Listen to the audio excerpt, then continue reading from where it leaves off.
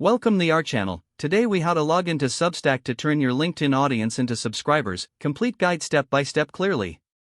To begin, open your preferred web browser. In the address bar, type in Substack's website URL, substack.com. Once the page loads, locate the login button in the upper right corner. Click on the login button to proceed. You will see options to log in using various methods. If you already have an account, enter your email address associated with your Substack account. After entering your email, click on the Continue button.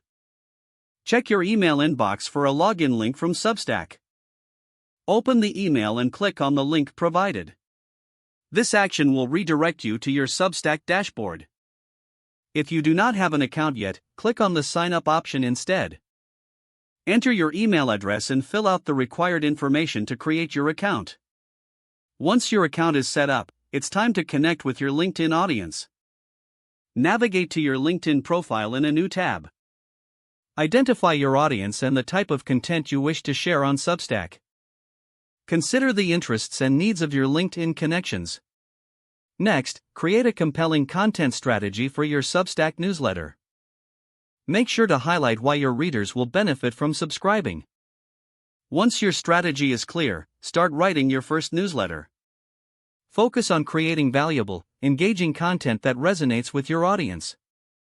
After writing, publish your newsletter on Substack. Now, share the link to your Substack newsletter on your LinkedIn profile. Include a clear call to action for them to check out your content. Engage with your audience by responding to comments and messages about your newsletter. If the page does not load, refresh the browser or try again in a private or incognito window. Make sure you are using the correct email address, then retype it carefully to avoid small typos.